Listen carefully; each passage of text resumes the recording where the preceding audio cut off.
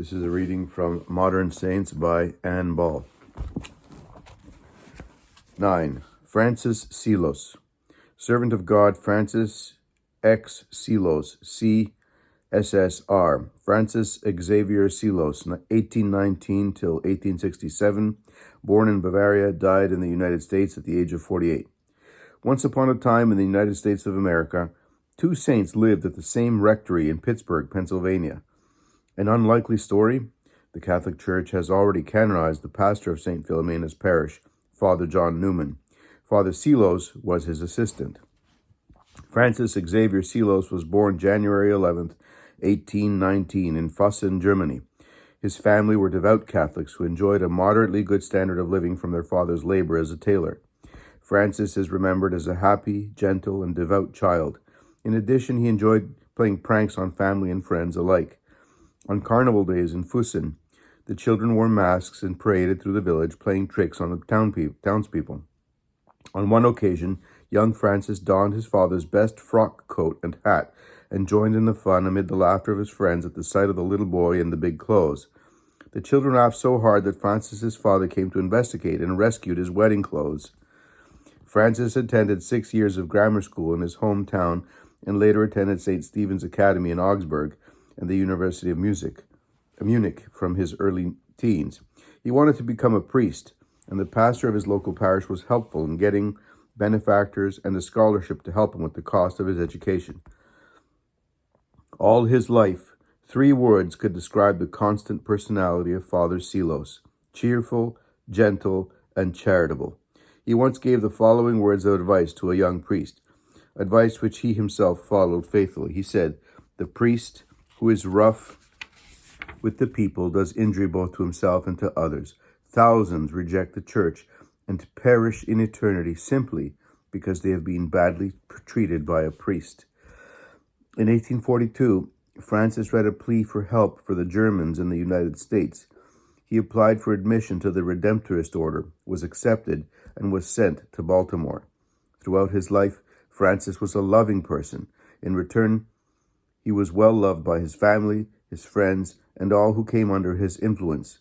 When he was planning to leave for America in 1843, he realized how painful it would be to say goodbye to his family. Instead of going home to bid farewell, he wrote them a tender and touching letter that they did not receive until after his departure. In America, Francis was first sent to St. James Parish in Baltimore to make his novitiate. He made his profession on May 16, 1844, and was ordained in December of that year. In August of 1845, he was given his first official assignment to St. Philomena's in Pittsburgh. At St. Philomena's, Francis's pastor was Father John Newman. During the years they worked together there, the saintly pastor gave the young priest a good example of all the things a good parish priest and pastor should be and do.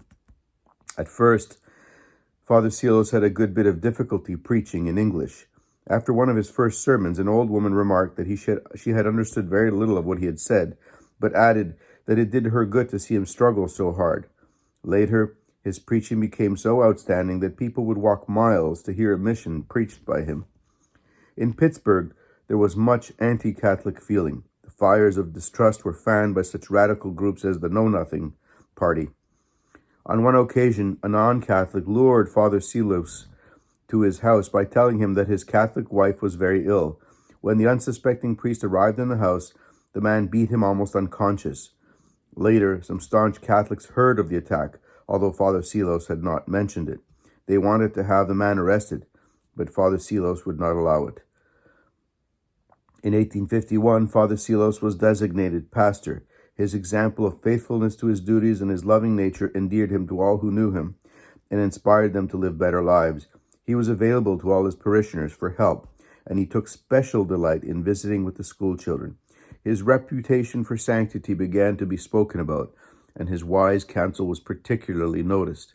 One day in the confessional, Father Selos heard a strange request. An anxious penitent who had just finished her confession asked, "Father Selos, will you please pray that my child will die?" Father Selos asked the tearful woman, "But why should she die? What is wrong with her?"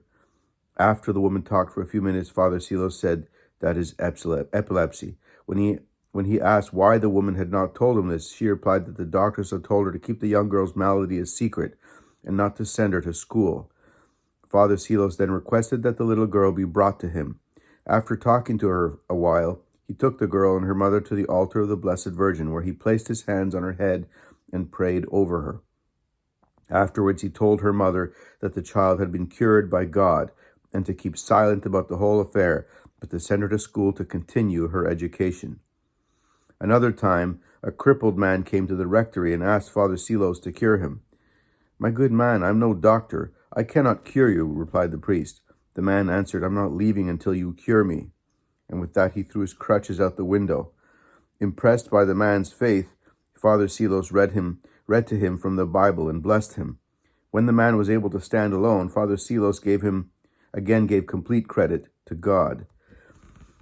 A Redemptorist seminarian had been tempted and had doubts and anxieties regarding his vocation. He went to Father Silos, who prayed over him and then told him, "Look, little one, these temptations have been very good for you. Later on, when you will be hearing confessions, you will have learned how to have compassion on fearful souls who need consolation." After 9 years in Pittsburgh, Father Silos was transferred and appointed pastor of St. Alphonsus Parish in Baltimore. Later, he was a pastor in Cumberland, Maryland, and a director of the Redemptorist Seminary. His final pastorate was at Annapolis, Maryland. In 1863, he began working in the most characteristic apostolate of the Redemptorists, conducting missions. For 3 years, he held missions in over a dozen states. He served briefly in a Redemptorist parish in Detroit in 1865. And his last assignment in 1866 was to New Orleans. Everywhere, Father Silos was remembered for his brilliant sermons. But the true proof of his sanctity was found in the confessional. Hundreds later recalled his ability to impart great consolation and his extreme love and zeal for souls. Nothing seemed to bother him in his quest to save another soul for God. Once in Baltimore, Father Silos was called late at night to the deathbed of a young woman. Only when he reached the second floor of the house did he discover that it was a house of prostitution. Nevertheless, he heard the young woman's confession and prepared her for death. Somehow, an anti-Catholic newspaper found out about the call and featured a story about a midnight visit of a distinguished clergyman to a bawdy house. When some of his co-workers showed him the insinuating report, he replied only, "Well, I saved a soul." At one time, serious thought was given to making Father Silos a bishop. In his humility, he wrote the Pope a letter, begging him not to do this. Father Silos was happy to remain a simple priest. In New Orleans, he spent most of his time working with the German-speaking people at St. Mary's. Outbreaks of yellow fever were frequent in this city, and in September of 1867, the disease struck again. Father Silos worked tirelessly among the sick and dying until he himself was stricken with the disease. During the month before his death, Father Silos remained often in prayer, never complaining and completely at peace. He died quietly on October the 4th, 1867. Father Silos' mission of healing did not end with his death. Many people, convinced of his sanctity, asked his help and intercession and prayer, and reports of favors began to be spread about in all the dioceses where he had served. 5 years after his death, a dying baby was cured after his grandmother prayed for Father Silos' aid. The baby was suffering from pneumonia and meningitis. A 16-year-old girl was cured of smallpox, and in 1938, a 6-year-old boy made an apparently miraculous recovery from polio. 2 of the Redemptorists who had known Father Silos began to collect all reports of favors attributed to him and to request that an investigation be opened. At last, by request of the Redemptorist superiors in Rome, the ordinary process was begun in 1900. In 1903, the transcripts were taken to Rome. The cause of Father Silos currently awaits further action by the Congregation for the Causes of the Saints. Here's a picture of him.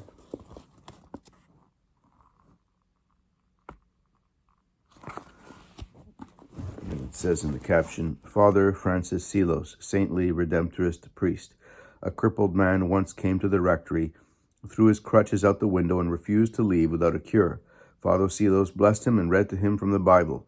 When the man was able to stand alone, Father Silos gave complete credit to God." Here's another Here's a close-up of the same picture. And that caption says, "Hundreds attest to Father Silos' great zeal for souls in the confessional. He died of yellow fever, caring for the sick, and dying during an epidemic in New Orleans in 1867.